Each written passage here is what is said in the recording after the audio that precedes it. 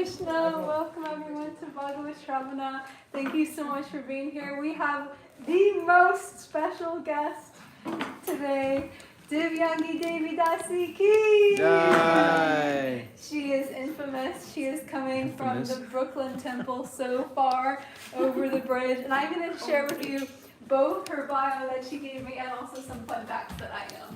So she's originally from Belarus, and she moved here in 2015 and dedicated, what year did you meet the Harinam Ashram, the devotees? 2016. 2016, yeah. And she always had a passion for art and expressing herself. And in the last year, she has absorbed herself in studying painting and drawing, and she's been commissioned to oversee art projects at the Brooklyn Temple, where she also lives. You can follow her on Instagram, devi_art. And really cool thing, she's doing a 100-day project right now. So she's doing a painting or some form of art piece every single day and posting. I most certainly follow her. And some fun facts about her. Does anybody know Brajarani Devi Dasi? Yes. She became a devotee because Divyangi distributed her a book at Union Square. Yes, yeah. And she is also a disciple of Vaisheshika Prabhu. And she is very, at least I know, that she cooks fantastic feasts for Vaisheshika Prabhu and has been known to bring a team of young women from the Brooklyn Temple to the Bhakti Center to have extravagant cooking parties when he comes to give Bhagavatam classes here, making crepes and pancakes and smoothies and all these magical things. And she also has been part of the Harinam Ashram for many, many years, distributing books and going to do Harinam and Kirtan. And she actually was one of the first devotees that I met when I moved here in 2017, because the Mangal Arti here at Bhakti Center used to be Divyangi and myself and a sea of brahmacharis from the Harinam ashram. So it would be like the whole temple packed of brahmacharis every morning, and then Divyangi and I over here on the sides. So, right? Yeah, it was a sweet time. So those are some fun facts, and we're really looking forward to hearing from her today about art as a spiritual practice. Hello. Wow, that was a great introduction. I should keep off it. Thank you so much for coming, and actually it's an honor to be here. I, like Champakalata, mentioned that I've been coming here since 2016, and I was just sitting right there and I was thinking, what are these guys even talking about here? It was like regular Bhagavatam class in the morning. Yeah, and all these prayers and all these different things. I'm like, whoa, I know. And then one of my friends-to-be told me that for initiation you'll have to memorize all the prayers. And I'm like, what? I have to memorize? It's like a whole bunch of prayers. So, and this is part of what we're going to talk about today, is practice, right? That if you practice something hard, or even if you don't practice something hard, you just practice, at some point you will memorize it. Like that, or you will have a skill. Of course, it's a different topic that you put in your heart into it, put in our heart into prayers and our practice. That will bring you even more impact on your life, like that. Yes. So I'm very honored to be here, and I would never think that I would sit on this Vyasasana, this special chair. Only nice people get to sit here. Truthful. So, first of all, I'd like to offer my humble obeisances to our Srila Prabhupada, to my spiritual master, and to all of you who are much senior than me. So please give me a blessing so I can speak something like with Shastra and beneficial for everyone, and for my own purification, of course. Yeah. So today we have a very exciting topic, at least exciting for me. It's art in Krishna consciousness. Who here does art? We hear what? Does art. An artist of some kind? I know Janita is an artist.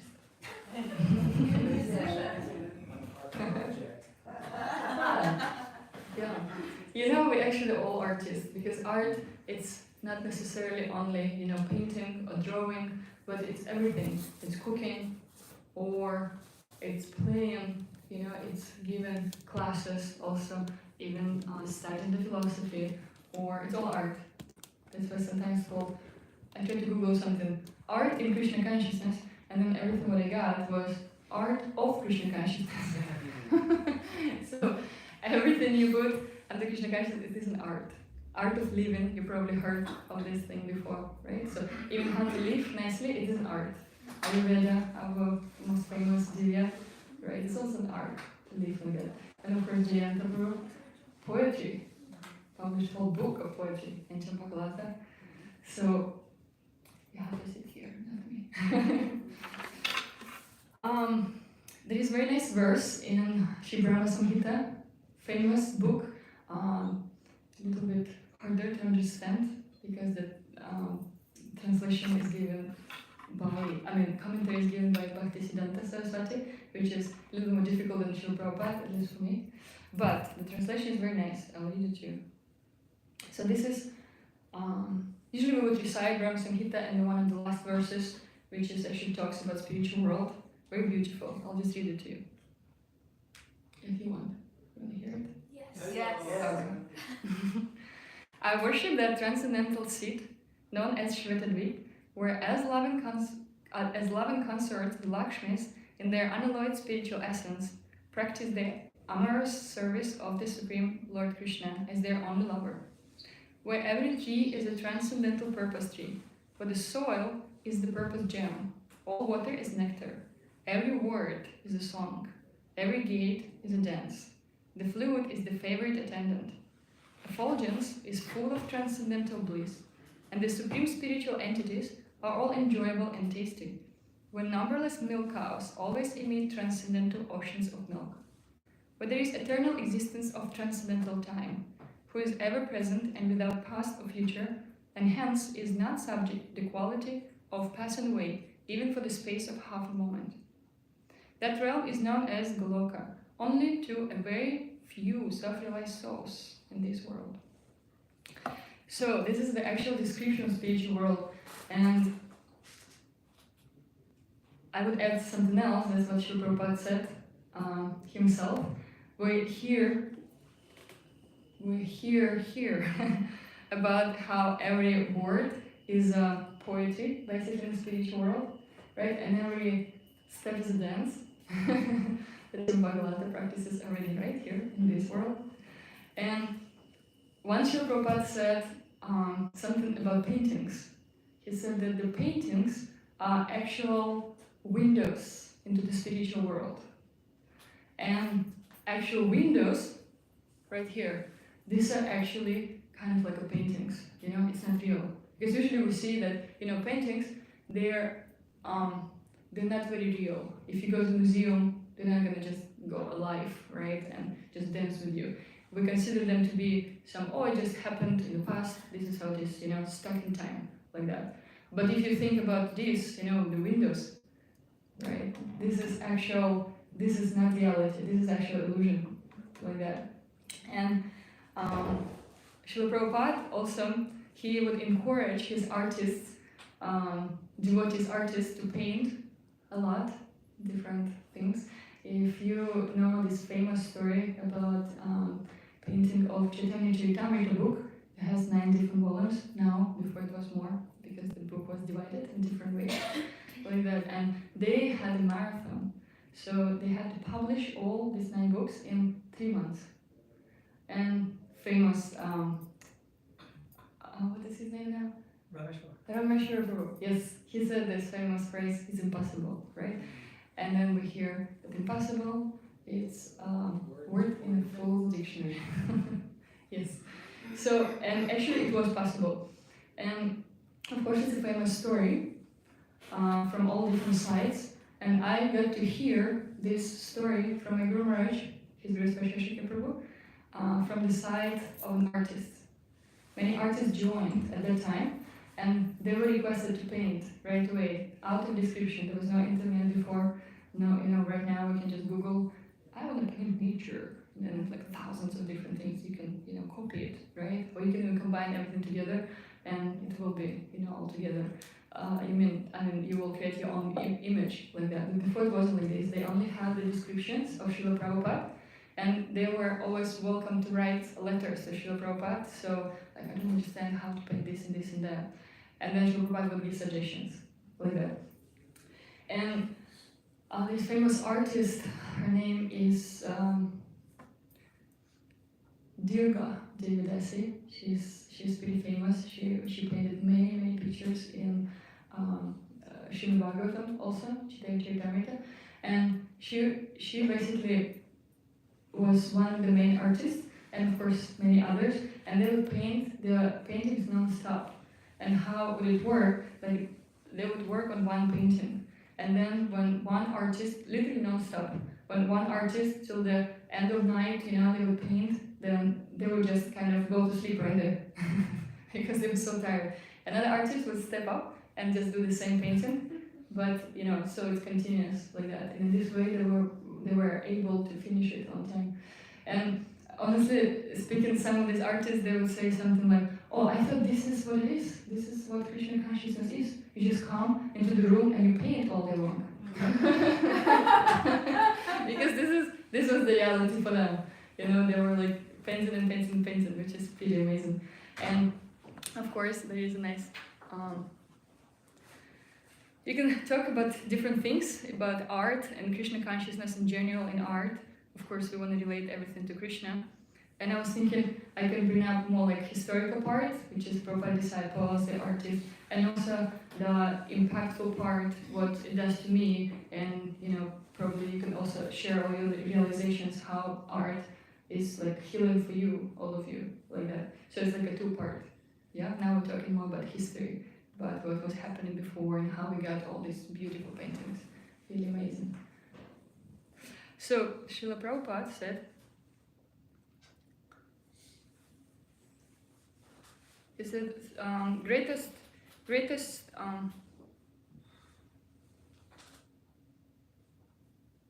he was giving a class in an art gallery, and it's actually very nice because he turned everything into like such a deep, beautiful philosophy of Krishna. He was saying how Krishna is the best artist, and if you actually realize that he's the best artist, you will be also. He will make you the best artist because all the facilities come from Krishna.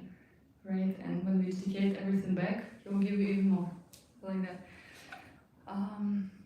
There is a very nice verse. Also, I can't bring it up now, but I remember that in Bhagavatam, it says that the birds, you've seen different types of birds, very beautiful. They are actually represent Krishna's artistic sense. Actually, my Guru Maharaj once showed a whole presentation with different types of birds. It's like so cool. I mean, here we have kind of boring birds, they're all New Yorkers, brown, dark. But in different places, they're, very bright birds, and like, you're just thinking, who would have thought to put these two colors together? Like, how is it even possible? It's very nice. So, he was saying that he was the greatest artist.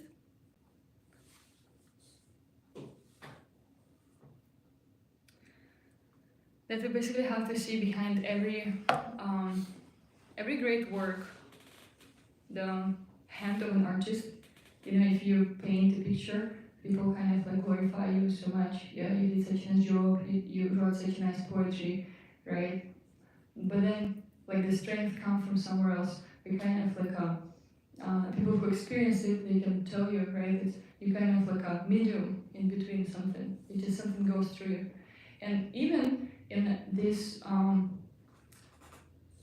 artists, painters from different ages, famous. I mean, they were obviously devotees. They were devotees of something, but not of Krishna necessarily. You see also that many of them say that it's not theirs. It's just something flowing through them. That's how they are able to express something through words or through their paintings. And something else I wanted to bring up. Nice part I found in Srila Prabhupada's Lilamrita. It's also about artists. This is particularly about Jadurani. You probably all know her. She's very, very famous. And if you see the piece I'm gonna read is a little bit funny because Sasori Mirage wrote it. Not funny, but meaning basically it says that before, when she was starting, right, she didn't have so many skills. And actually, one painting, maybe even more than one, you can see on the 22nd Avenue right there, and it's really beautiful. Like you just see, there is no like technique or anything like that, but it's full of devotion, full of heart. And if you see her paintings right now, it's like amazing. No one in the world can paint anything like that. So like practice throughout the years. So this is when it was in Boston. To each of the 3 devotees in Boston, Prabhupada had given a specific engagement. Jadurani's was painting. Prabhupada had told her to increase the beauty of Back to Godhead magazine with illustrations. He had especially commissioned certain paintings, Radha Krishna in Vrindavan, Lord Vishnu, Lord Chaitanya with his 4 principal associates, Lord Chaitanya and his associates performing kirtan, as well as paintings of Bhaktivinoda Thakur, Bhaktisiddhanta Saraswati, and Swamiji himself. Since Jadurani didn't have much art training, her first paintings had been crude, and Srila Prabhupada had sometimes laughed to see a picture's defects. But he had been pleased with Jadurani, who chanted Hare Krishna while she worked, and executed each painting just according to his instructions, which is also quite rare. If you see in artist world, I'm encountering many situations where like some people, they ask to do particular work and you give them all instructions and they don't follow. And they just don't follow. So it's good quality when artists can follow and they can actually express everything what you need. A similar story was with a Russian artist who was doing a book cover for Ayurveda Prabhu's book. I don't know if you're familiar. It's a very beautiful painting of Radharani, she's sitting Gopi around her, and Krishna is somewhere on a tree hiding like that. And he went in a very, very particular way, and the painting took more than a year to be painted, because he would correct like many different things, many different details he would correct, and she would follow. And at the end, it's just so beautiful. It's really nice. So, according to his instructions, if she stayed absorbed in painting, Prabhupada said, then wherever she lived would be as good as Vrindavan. Prabhupada wrote to Jadurani asking her to gather other female disciples interested in art, form an art department, and flood the world with paintings of Krishna. The paintings, he said, were like windows to the spiritual world. Confirm. He instructed her in many of the details of paintings. Yeah. So he definitely was, inspiring many devotees to paint and just to continue doing it. And I also read a very nice interview with one of the artists, Jairam Prabhu. I don't know him personally, I never met him, but he's one of the artists also. And his interview was very real, very realistic. He was talking about how japa helps him in actually the spiritual practice.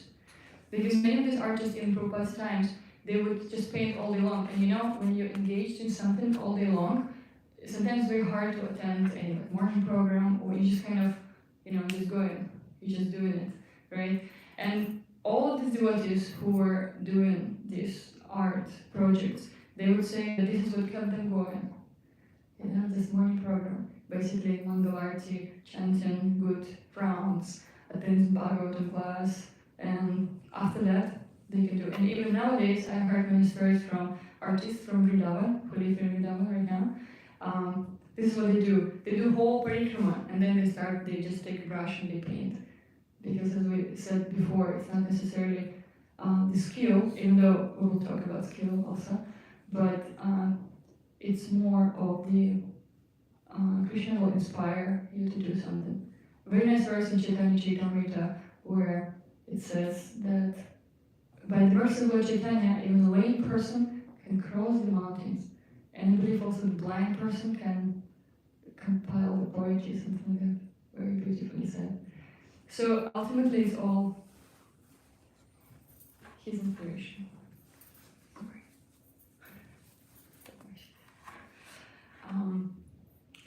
And of course, you know that improvement in any sphere of your life is good. Is good not to stay on the same level. Sometimes it can get to us that we do something, and then we think, oh, I'm already good enough in this. I can just continue doing it. Especially if people start paying you money maybe for something, right? You're just kind of going on the same level, and you don't grow so much.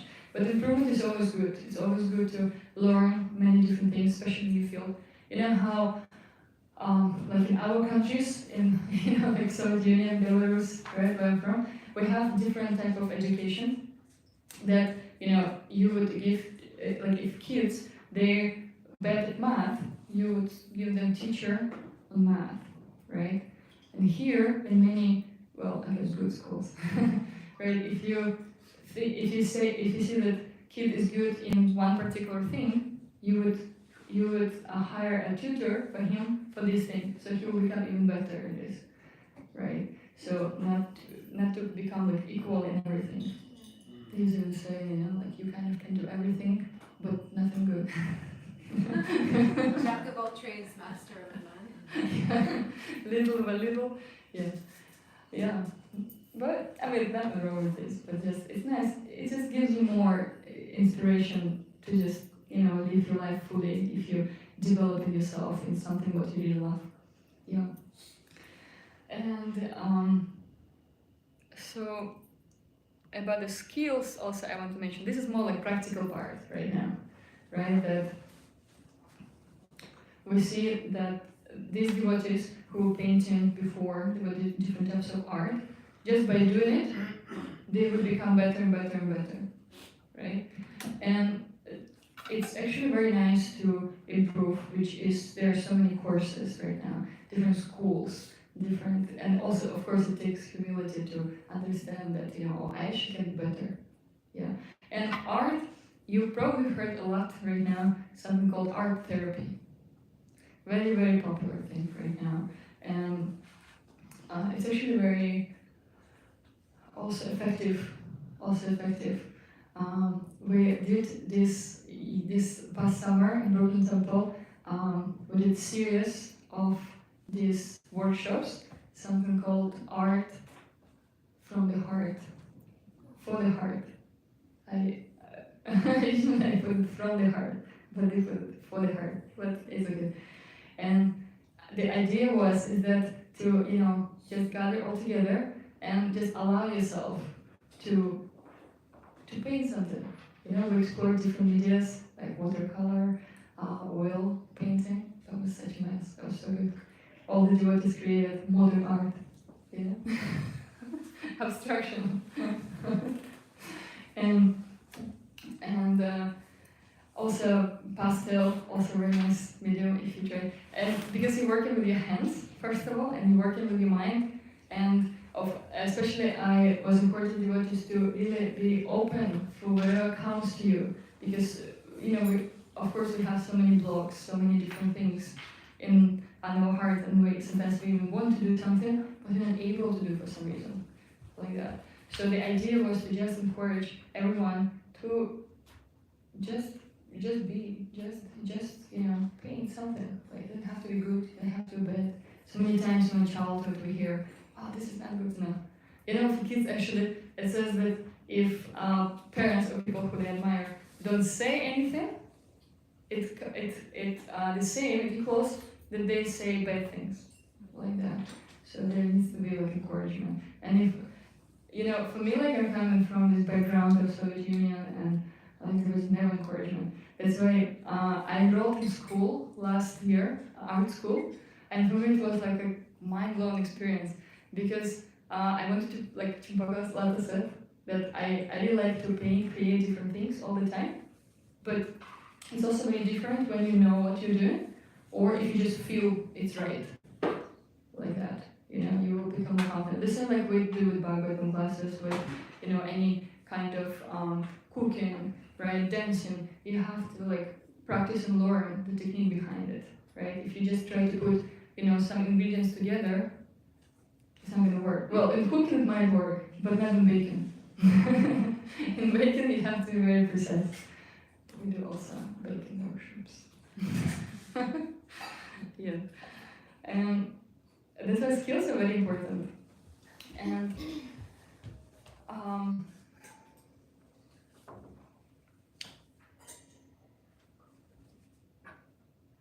from my personal experience, it happened that it's just everything I knew before, I was guessing how to do, it became more like expanded so much, like that.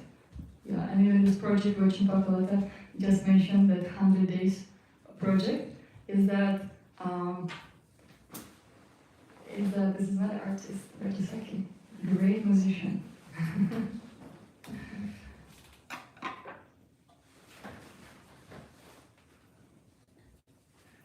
Sorry, what I was talking about?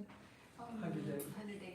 100-day project, yes. So yeah, because even sometimes we want to do something, but something really stops us, you don't even know what, and if you do consistently, like practice every single day, you want it or you don't want it, you believe it or you don't believe it, you will become better and better and better. And then at some point you'll start realizing that, okay, that's a good thing to do, let me do it. Yeah. I wanted to actually speak a lot also about the spiritual practice, what it gives us, like in the art sphere. Because sometimes I heard from some people that it can, distract us from the spiritual practice. Even from my own experience, when I first started, like I didn't want to do anything else. Like I wasn't, really into like doing some even like reading. I was doing it, but like I really wanted to paint all day long, like that. When you start something, you're so excited about it, and then I gave similar class 2 weeks ago in our program Darshan Room for more like new people, and I realized so many things because I started discovering many interviews with the artists, how they did it, and they actually said what I mentioned before, that all their like empowerment came from spiritual practice. And I started thinking for myself, like, I must be doing something wrong.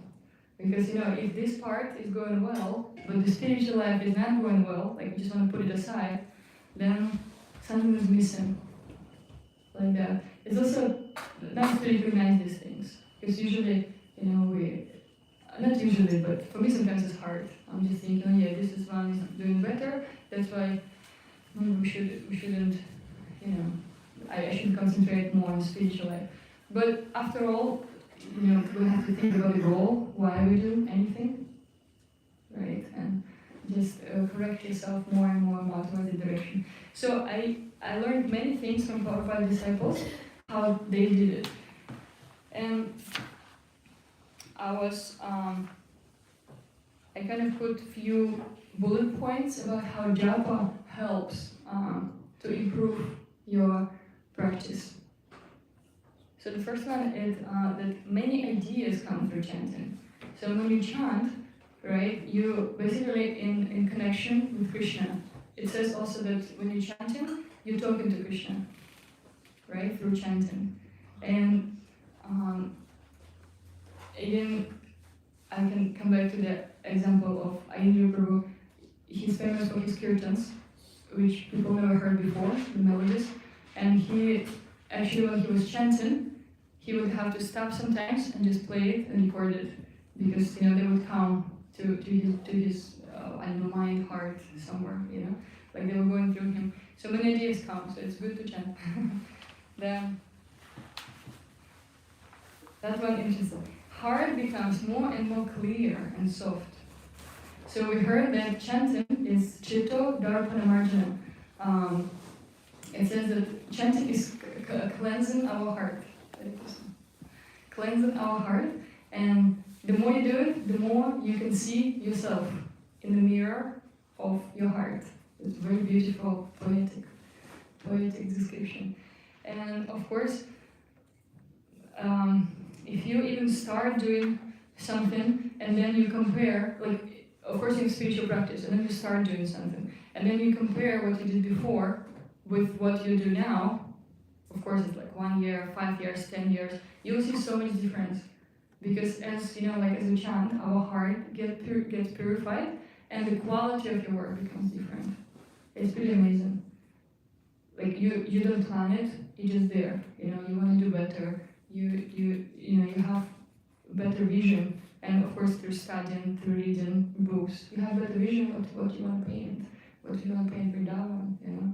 And then you read all the different descriptions. I'm like, oh wow, yeah, I really want to do it. You know, like all the different details. And of course the quality expressed also through what other people would feel when they see your painting, or when they hear your poem, when they see you dancing, right? Because ultimately art meant to express yourself. This is from the part of the artist, but also art meant to help other people, what's the word I'm looking for? To communicate, inspire, to inspire other person for something. And it depends what you paint. Yeah, I recently been going to different museums in New York, and yeah, my favorite, obviously, it's Met. That's beautiful, classic. No? Yeah, but there are many. Of course, you know that art represents what's in person's heart, but also what is happening right now in the world. If you study the different ages of art, you will see that some era, kind of like 100 years, it's like very dark paintings, you know, everything was so bad or something, I don't know. You know, but then everything becomes so nice and beautiful for another 100 years, for like, you know, 200 years, different timeline. Yes, and of course for us, whatever we express, it will convey different thought to the person who is looking at it. You know, when you come here, look, you just come here. I remember when I came first here, I really loved this painting, and I really loved that one with Madhya Shoda. I was just like, wow, this is so cute and beautiful. Yeah. So yeah, the quality means what people feel about your work, how you make them feel about this. Yeah.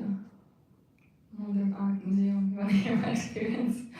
I don't feel inspired what people feel right now.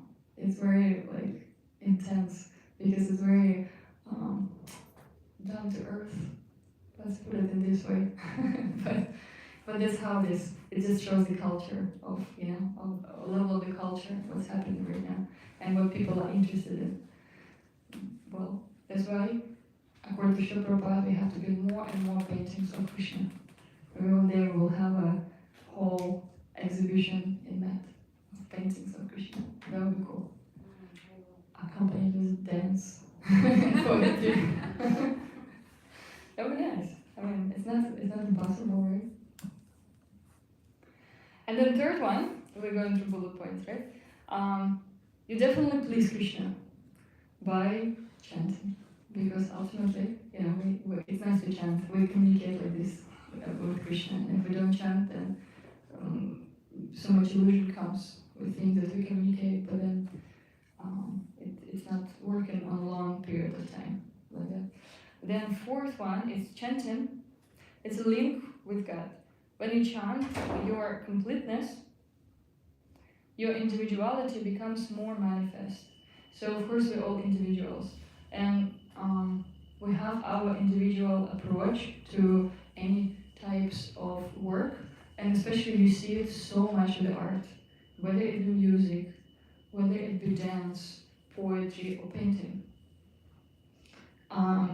Very nice example, we know one melody for kirtan, and if every one of you tries to sing it, it will be different. Melody will be the same, but you will add your own individuality to it. Very beautiful. It's same with dance. If I try to do what Champak does, well, I'll fail.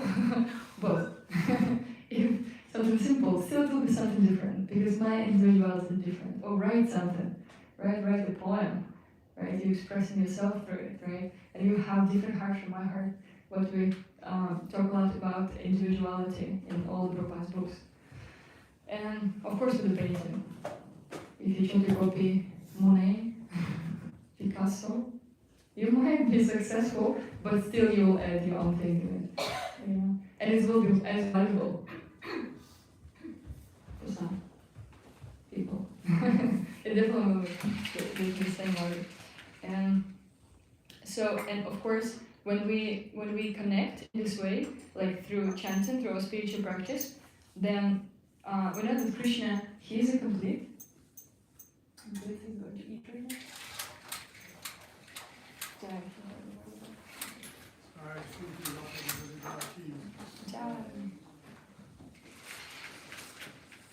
Yeah, when you get in touch with his completeness, you also become complete, right? And then you don't need anything else. You don't need anything else to add. And the fifth one I put that you work not out of your lower demands, but you are running on high energies when you actually have a good spiritual practice. Because sometimes it seems that we want to kind of just stay on the same platform and like it's not, it doesn't, like you don't get inspiration anymore so much. You just kind of, for example, if you put like one show, dancing show, and then you're not gonna do anything else, just this, right? So it just not growing, and at some point we will probably lose our inspiration. We'll do it on like money or for I don't know, impression, some kind of love from people like that, right? But if we chant every single time, chant in the spiritual practice, it gives us different realizations, and it inspires us to do more and to connect to this higher source of energy, not necessarily to our lower demands. This is how I feel, this I'm gonna paint. It's something much higher, and you probably all of you truly experienced it when you really, how do you call it, on the flow, in the flow, like that. What is flow? Krishna, right? Krishna like inspires you from within. So these were the 5 points. Let's see what else.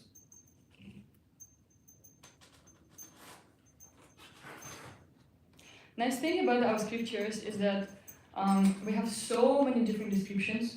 Like if you open Srimad Bhagavatam, you can paint thousands of pictures or make millions of dramas based on the stories in there. It's such a nice detail.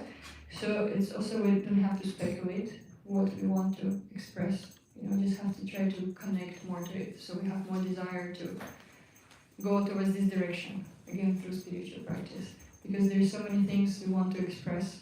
One of the important things of this art therapy is that we actually healing, a lot of healing going on through painting, particularly through dancing, everything. I see every single art as like a healing journey. Because if we want to dance, you see how our body sometimes doesn't move the way we want. Who knows why? Because of whatever past things, maybe some kind of I don't know, like traumatic experiences we have, right? But the more you do it, the more it goes up. The same with painting, like that, it helps a lot to release so many different emotions. It's why they use it in art therapy. And it's a very healthy way to express things also. Sometimes when we're angry, when we yell at someone, but if you just try to dance or paint, it will be very interesting. Actually, I would say that, like my best paintings, at best, I don't mean that they are good for me, that it's like, oh yeah, really cool technique, so beautiful, wonderful colors, not the best this, but what people like the most. Not technically, but what inspires more feelings in people. The best paintings is that when I actually felt, some strong emotions, strong emotional separation, right? You just want to express it somehow, right? And you're not meant to express it to maybe like other person like that, or so you can express it through painting. Or happiness, when you're really excited, you can also express it through art. It's a very beautiful way, and it's also healing on all levels for us. So let's see if we can have some discussion maybe, and yeah, okay, about what you can think. Maybe you have questions or your own experiences. That would be actually very cool to hear your reflections, thoughts. What do you think? Or one thing what you remember from class. It's just nice to get like this, do it and communicate with you. Yes, Jayant. You say I hear that you make so many paintings. How do you choose the subject? How do you know? Is it just something that comes from your heart, or that you read something, or do you have a certain assignment? How do you know? I think it's all together. Sometimes it just comes that you look at something and feel inspired. For me personally, the deities are very inspiring. Like I look at the deities and it's nice to paint them. Or sometimes it's assignment, meaning like we're preparing for the festivals, and then that would be so cool to have a cool backdrop for the deities, some Vrindavan, Govardhan, like that, and then I could paint it this way. And yeah, sometimes people just ask him, explaining things, what they want, and then so it's all together, yeah. I tell everybody a little story about Divyangi. My cousin saw something in a second-hand store, and he bought it for me, and it was an old rusty statue. It looked like it was probably Krishna, but we couldn't even tell for sure. And I gave it to Divyangi with the hope that maybe she could do something, and she returned to me a few days later. It's absolutely beautiful, perfect Krishna, with no trace of rust, and everything's painted so beautifully that I still have it on my altar, so thank you. That's another inspiring service to painting deities. That's kind of more confidential, and it's not like everyone has a deities even. But yeah, this was a very beautiful project. Thank you. Very skinny, beautiful deity. Sometimes like when you make something out of metal, it's kind of hard to make them like skinny and nice. The deity. I mean, they're all beautiful, but in particular like skinny and nice deities. They're just so beautiful. And yeah, the end of the video was so sweet, and he was looking so sad. And then, yeah, I told him that story. He was looking so sad, but then he looked happy. Fine. Yeah. Yes. Oh, yeah. I think Chandra Prabhu was in the back first. Okay, yeah. To answer your question, how an artist decides the subject of his or her painting. During Srila Prabhupada's time, when all of Prabhupada's books were produced, there were the BBT artists.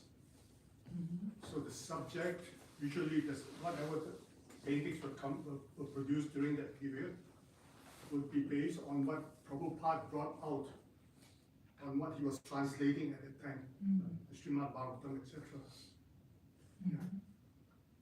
So, for example, these three paintings, the one of Mother Yashoda with Krishna, and then baby Krishna stealing butter, and the last one on the wall there, next to Prabhupada, on the right side of Prabhupada, these three paintings were painted by Muralidhar Prabhu. Muralidhar is mentioned in Prabhupada's, I think, the introduction to the Srimad Bhagavatam, I think. Yeah, Prabhupada thanks Muralidhar together with different other devotees, including Pradyumna Prabhu. They're mentioned in Prabhupada's introduction to the Srimad Bhagavatam.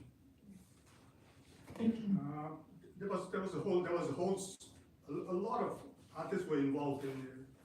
There were BBT artists. A lot of them were based in LA.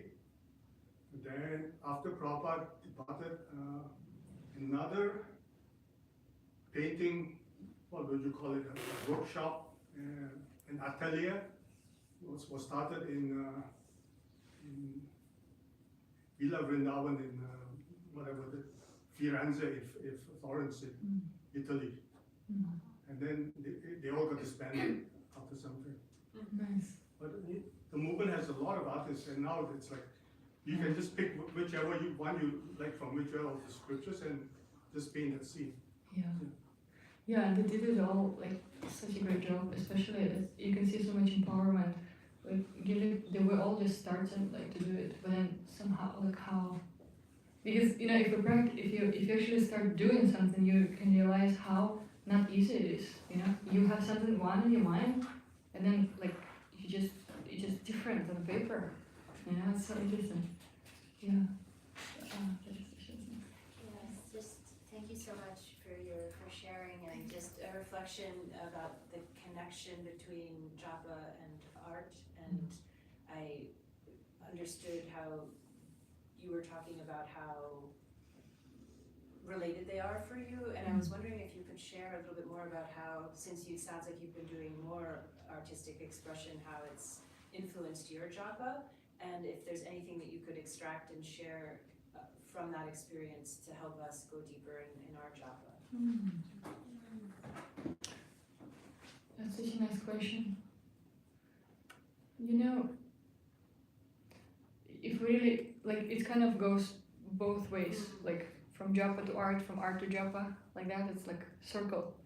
Because when, during japa, we're meant to listen to our own voice, but also, like we can actually think about different images of Krishna. We can look at different images of Krishna, and you see, like this art project is all meditation. It's not happening overnight. It's not happening in an hour, like that. It's happening for months, sometimes even for years, like that. And it's always in your mind. That's why it's so important to observe yourself in actually like spiritual, like paintings or spiritual arts, because it's a meditation. Whatever you're observing, you will have it in your mind for such a long time, and it will come to your japa, like that. You won't be able to get rid of it because it's everywhere. And so, but about the japa, you can actually, like I said, you can have these images in front of you when you chant, and it will help a lot because it's some type of connection with Krishna, like that. And also nice practice try not to think about this when you're doing japa, just to hear your own voice, just to completely concentrate on the sound vibration. And then when you kind of coming out of this, you feel so inspired to do the art. So it works both. Like it just you kind of connect into your own self, what you need right now, because sometimes it's very hard to distract yourself. And if you try doing it during japa, then everything goes wrong. Like you just can't chant, you just oh my god, I need to do it. Like mode of passion. But if you just try to, kind of more meditate on this, how to do it. Many, things coming from, how can I put it? How when your spiritual master gives an order and you would meditate on it, like that. Of course, someone can get ordered to paint something, but not always. But you kind of can see it in very similar way. That you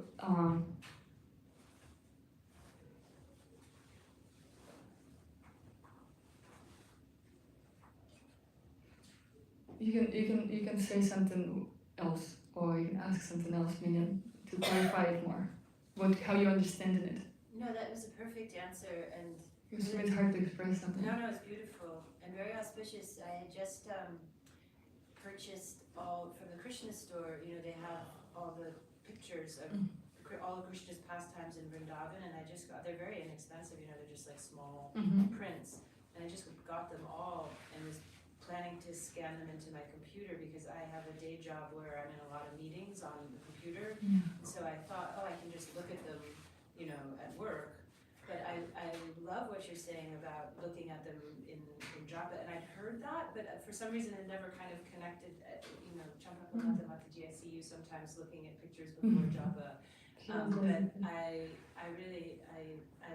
I've taken that as an inspiration to use these images now to try that during Java, so thank you very much. Yeah, And a thank you. beautiful answer in general, thank you. Because, thank you. If you go in deeper, if it was like real Bhagavad class, I would say something, you know, not qualified, you know, who we are to even imagine different things about Krishna. How do we know how he looks like? You know, it's, who knows that it's not my imagination or something. So, honestly speaking, it's how do you call it? Ascending process when it comes to you from above?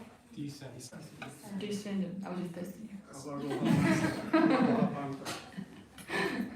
Descending process, right? That we can actually pray for this, but it actually comes from Krishna. We can never earn it like that. So yeah, but you saying that, you know, you put it on your like laptop, you actually want to see it. It's nice. It will you know, shows Krishna that you're actually eager to know about him, to, you know, think about him 24/7. That's what you do, you know, at least like, you know, something what you can do like that. And then he descends on his nice taste on you during japa. Thank you for such a wonderful presentation, Divyangi. My question was very, very similar to Tanisha. We were thinking along the same lines. So you might have already answered, but if there's like, maybe you'll be able to add more, because you spoke a lot about how your spiritual life impacts your painting, your art. But I was wondering if you could speak more about how the process of painting and art affects and deepens your spiritual life and your relationship with Krishna. Tim Bhagavat is going very subtle here. Okay. Very nice. Yeah. Yeah, great minds think alike, right? That is the same. So, how my artistic life impacts my spiritual life? That's actually a great question. I don't think how great it is because it's kind of the same question, but it's different. It's different. Well, honestly speaking, throughout the years, I've been practicing Krishna consciousness for like the last 10 years, and it says that after some time, you kind of get a little bit back to reality. You know, because first you ran on enthusiasm, like everything's wonderful, everyone's pretty what you run, but then you have to deal with so many different things after some time. And what I found personally for me is that you have to be able to, like, almost like kind of cliche sounding, listen to yourself. Because ultimately, you know, Krishna is in the heart, and he, you know, this is who he is, like, he's inspiring you to do something. And, you know, we speak a lot about the surrender in our culture, like what it means. Just, you know, wake up at 3 every day, that's it, and take cold shower, that's surrender. Not for everyone, man. It might, for someone, it can be very easy to do. But something else, like cook every single day, that would be very hard. And this is what we surrender for these people, right? So we kind of have to be in tune with ourselves. And for that we have to do art therapy and all this stuff. And what I would say throughout the years, many of you know me as a book distributor for many years from NYC Harinam, and I'm still doing it. Yeah, of course, you know, my spiritual master likes it a lot. So, and actually, one of the great saints is almost Kadambakana Maharaj gave a very nice instruction, I would say, is that you have to make it in a way that you can do it for the rest of your life. Like, basically balance it out, balance everything out. And I was thinking it's so good, because throughout life we'll have so many different engagements, and some things which worked for you before they wouldn't work anymore. Even though they're right, even though this is the only thing to do in the whole world, but for some reason it doesn't work for you anymore. Like that. And if we try to push, we kind of can go a little bit against ourselves, and it can be sometimes hard to do. For me personally, it's nice to balance these things, and that's how I feel much happier in my spiritual life. Because ultimately, I heard from many senior devotees, Krishna doesn't want us to suffer, doesn't want us to be sad, that he doesn't want us to be, like in intense situations every single moment. And well, he gives us so many opportunities, and we have to kind of figure it out. How can we become happy?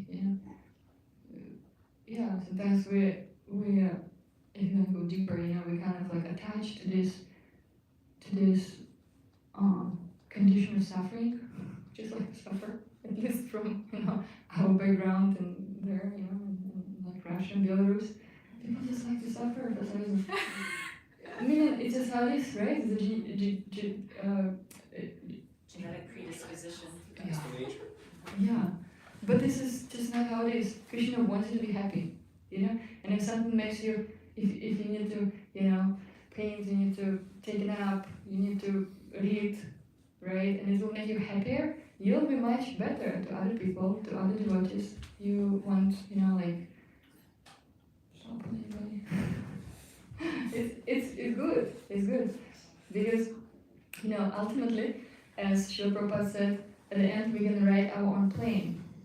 This saying, very cool saying that whatever is going on around you, this is our own responsibility to actually take care of our spiritual life, right? Not anybody else's responsibility. It sometimes seems like it, like that. So, yeah, I would say it's like my personal way how I'm dealing with it. Of course, senior devotees, this is we're asking them whether it's a good thing or not a good thing. But it's also nice to just try it, It's like, it's not like you're breaking for eggs or something, Don't try this at home. But something, if not what you actually have been doing for the last 10 years. Try something new and see how it's going to impact your spiritual life. It's nice. And also, when we try to control so much, I'm just doing this thing, I can't go left, I can't go right, I can't do anything else. It's also subtle controlling, with another control. So one of my friends told me once, he's like, yeah, you tell me all these things, but where is the space for Krishna to act here? I'm like, alright. Right? Because he has to have a space to act in our life. And even if you go a little bit, astray, like that, he'll correct you because he loves you, Yeah. I guess that is for me. Amazing answer. Thank you. I liked how you were saying that japa is like a way that we could be talking to Krishna. And if you, like from my understanding, if you really kind of take at face value all the different things we've heard about the holy name, then it becomes a reality that Krishna is present when we chant his name, especially with attention. And so we can actually have that direct contact with Krishna, who we're always talking about just by chanting japa. And that's a really nice reminder. It reminded me of something that I heard Champak say in Namras's podcast. She's like, theoretically, japa, every time we get done our rounds, it should be like a transformational experience, kind of goes in like, if we're actually talking to Krishna here, then like, how transformative can that really be?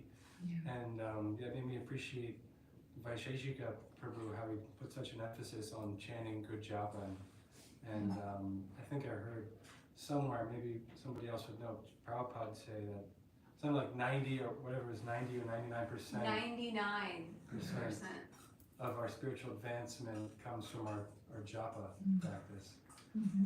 But so often I see myself and in general, it seems like it can find its way kind of to the side, you know, Mm-hmm. as opposed to being the cornerstone that it deserves to be, you know, of my life and Yeah. in general.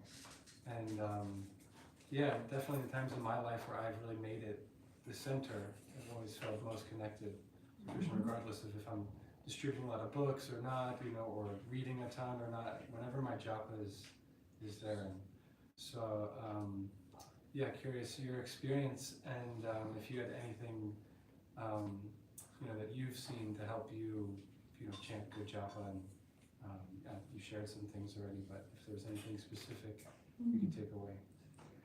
Well, discipline is always good, because you know, because sometimes also this follow the heart thing can be a little bit, you know, breaking for the discipline. Like, I just don't feel it like this right now. Let me just do it, and then this don't feel goes into the whole, you know, the whole other business, but not japa. You know, justification kind of like that, right? And yeah, I like it that you were saying that if when you actually chant really good rounds, you know, all your day gets really nice, and it's kind of like a, yeah, sometimes we see it as, you know, I have to chant again these rounds. But if we adjust our, like, yeah, despite even knowing all the so many different things, right, about the whole name, attention is everything. Attention and, you know, these like priorities. And of course, you know, when you know that something is good for you, why wouldn't you do it? Right? So we have to really, we have this cool book called Chant and Be Happy by Srila Prabhupada. Chant and Be Happy. The power of mantra meditation. And I really like to tell different people about the end of this book. At the end of this book, it gives you short, like kind of like articles, paragraphs about what this chanting actually does to you. That, you know, it's like freedom of karma. What else is there? Peace of mind, like all these things. And we're all looking for it. And then if it really works, why wouldn't you do it? But sometimes the tendency is there, you know. We know it, but we still, like, oh, there is no time. So we have to make time. Like, I don't know if you were here, I was mentioning before how, you know, these devotees who were like painters before, they were extremely busy. They were painting day and night, but they would never skip one program, the chanting. Because this is what actually would give them all the power to do it, to paint and, you know, to do the arts. So it's very important. So you just have to bring ourselves back to it, you know. Or someone else will bring you, your friend will bring you back to it. Some Bhagavat will come to you and say, hey, how's your japa? And you're like, no, listen about my art. I painted this, and it's like, yeah, it's so cool, but how's your japa? Yeah, japa could be better. Alright. It's nice to have friends in Krishna consciousness. They'll pull you out of whatever you need. In fact, Krishna speaks through devotees, right? How else would he speak? We hardly can expect that he will come from the altar right now, taking by the hands and say, Divyangi, that's it. You know, hard to expect such things. But through devotees, he always speaks to us. So. Divyangi Devi Dasi ki. No,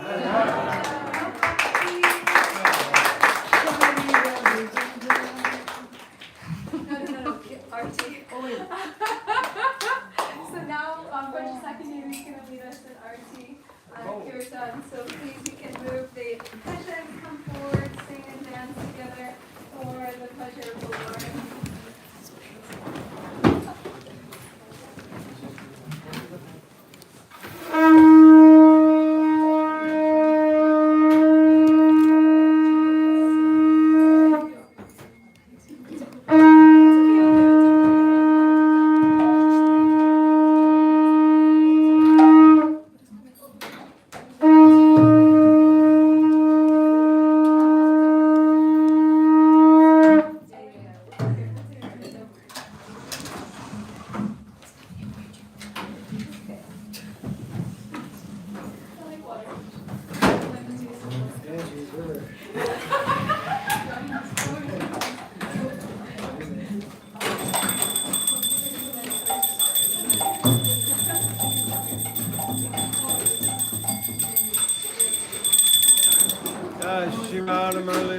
Chandra Bhagavan ki.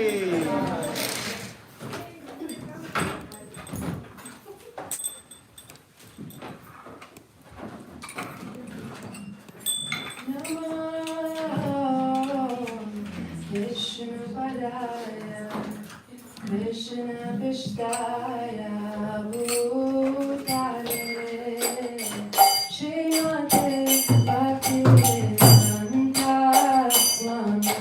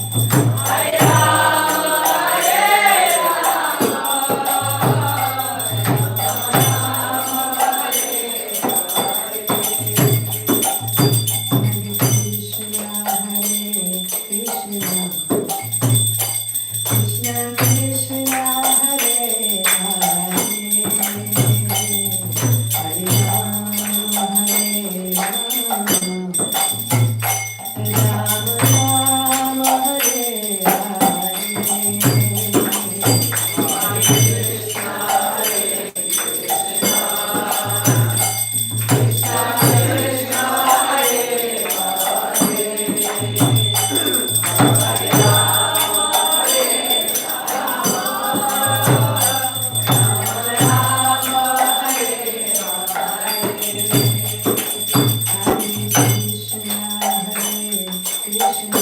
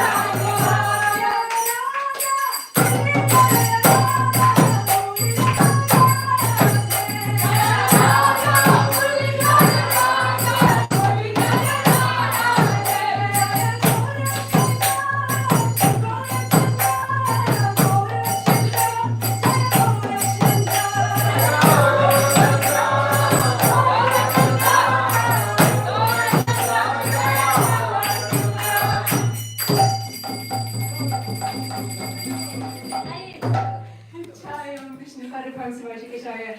I've spoken to the Shri Mother Steinberg. Hey, Sivakivanta Swami Shri Prabhupada Ki! It's Kanvanacharya Shri Prabhupada Ki! Namacharya Shri Haridas Thakur Ki! Praise like oh Shri Krishna Chaitanya Prabhu Nityananda Shri Advaita Gadadara Shri Hari Gaura Bhattravrinda Ki! Shri Shri Radha Krishna Gopa Gopinath Shamakunda Radhakuniki Gaurada Ki! Shri Vrindavan Dham Ki! Shri Mayapur Dham Ki! Jagannathpuri Dham Ki! Gangamai Ki! Jarunamai Ki! Tulsi Devi Ki! Bhakti Devi Ki! Shri Prabhupada's Transcendental Book Distribution and Art Painting Ki! Guru Vimanande! All glories to some devotees! All glories to some devotees! All glories to some devotees! All glories to Shri Shri Guru and Shri Gauranga. All glories to you, Srila Prabhupada.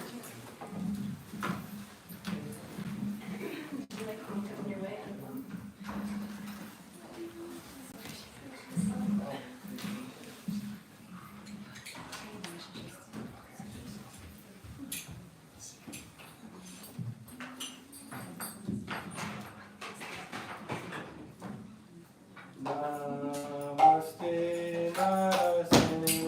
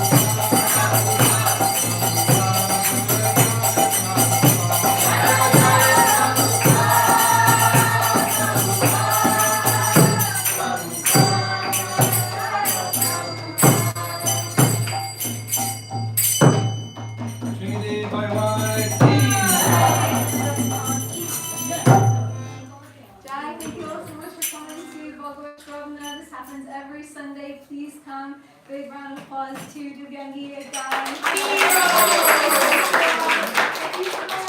you would like Divyangi and other friends from Brooklyn to come to Bhagavat Sravana more often, say adios.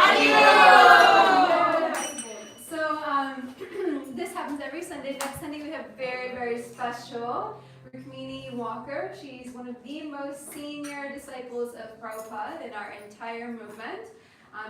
She ran away from home at the age of 16 seeking spiritual enlightenment and met Prabhupada and became his initiated disciple and has done incredible services and is really now really a Shiksha Guru for so many now, including me.